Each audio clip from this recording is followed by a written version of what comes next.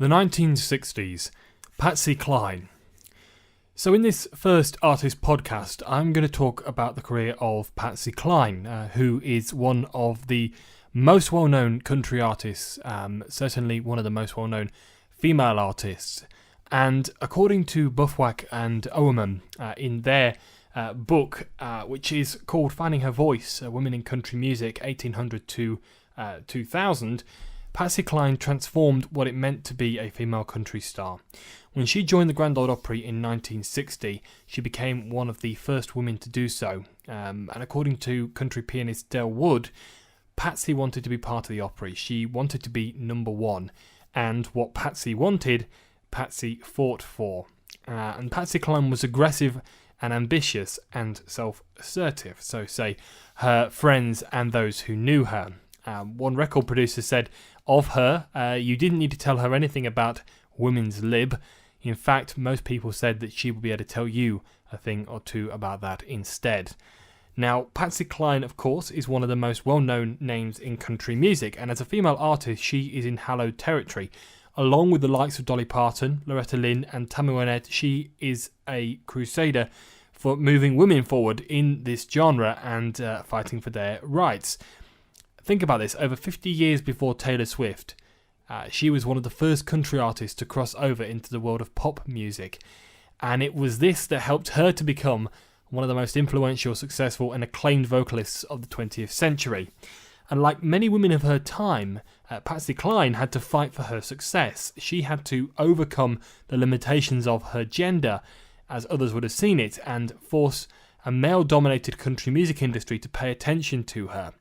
And along with Kitty Wells, she helped pave the way for a headline female star within the genre, and she was one of the first as well.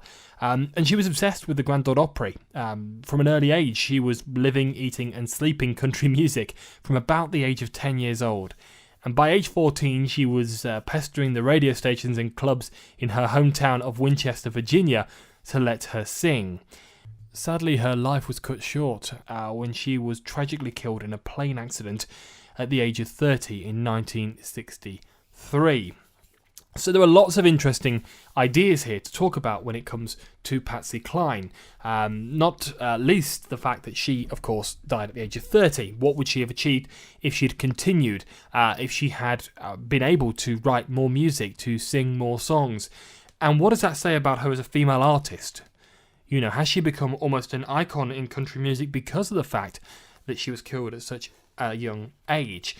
Referring back to the book I've already mentioned, Women in Country Music, from Buffwack and Oberman, and they talk openly, actually, about her sexual promiscuity, which is another interesting point that you could think about when you're thinking about the role of women in country music and how they are successful. It was kind of well known in Nashville, and gossip circulated for a very long time about Patsy Cline's sexual appetite. Now, in addition to Bill Peer, among those that she's alleged to have rolled in the hay with were country stars Farron Young, Jimmy Dean and Randy Hughes. But this idea goes back to well before Patsy Cline was an established star in Nashville. Because 20-year-old Patsy in 1952 joined Bill Peer's Melody Boys and Girls, a fairly well-known regional attraction, and she carried on an affair with Peer while he helped to promote her singing career. And all of this kind of philandering that went on led to Patsy's divorce from her first husband, because he was a philanderer and so was she. So that, if you look into it in a little more detail, is an interesting angle to take, perhaps with some of your responses to this podcast and your independent research. What role does sexuality have in the careers of female country music artists? There is another key text I'd like to consider when thinking about Patsy Cline and her role as a female artist in country music, and that is Bill C. Malone's Country Music USA, which to many country music scholars is considered the Bible on country music history. And of Patsy Cline, he says, with her emergence, the modern era of women country singers really began. But what's really interesting about the take of Malone on Patsy Cline's career is the following. Here's a line from the book. He says, "The ironic feature of Patsy Cline's country pop orientation is the fact that she did not seek such classification. She dressed in cowgirl attire until 1962, and she always expressed a desire to yodel on her records, and she disliked the 3 songs that gave her national exposure, being Walking After Midnight, I Fall to Pieces, and Crazy."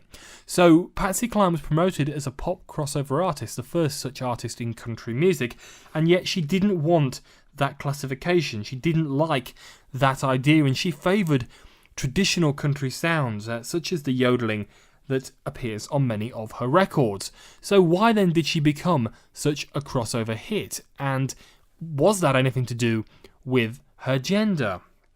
Another interesting point that you could perhaps consider.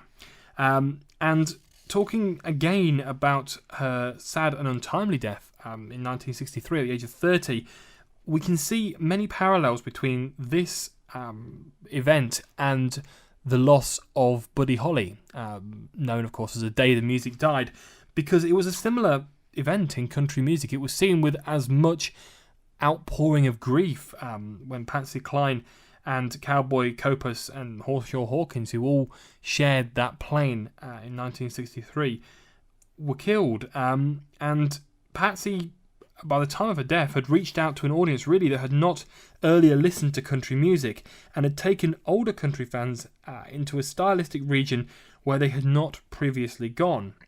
Perhaps most importantly, she had moved female country singing closer to the pop mainstream and light years away from other female country stars such as Kitty Wells. And the broad commercial exposure enjoyed by Cline and other country singers at the beginning of the 1960s indicated a move towards pop and rock and roll that would form the mainstay of the genre for the next 20 or so years. And so really it is not at all an underestimation to consider Patsy Cline one of the most influential female artists in all of country music. And I think there are so many interesting facets to her career and her personality. Only a few of them we've been able to... And I think there are so many interesting facets to her career and her personality. Only a few of them we've been able to touch on in this podcast. But it's a great leap-off point for your own independent research. And unlike the other 2 podcasts we're going to look at, Patsy Cline's career takes a very different approach. She is not the business person that Taylor Swift is. She is not the daughter of a country star that Roseanne Cash is. She is one of the first female artists to make it big in country music, and for that reason alone, forget the fact that she had various sexual liaisons with male country stars, forget the fact that she became a pop crossover artist when she really preferred to sing traditional yodeling songs that she grew up listening to in the mountains of Virginia, and forget the fact that she died at the age of 30 and almost immediately entered legendary status. They're all very important things, but just the fact that she became the first female country star to have this kind of success and pave the way for other artists to follow, I think is so very, very important. So now you've listened to this first artist podcast, consider some of the questions that were raised in the handout for this week and post your response to those questions underneath this video, please, on the comments section. Then you can move on to listen to podcast number 2.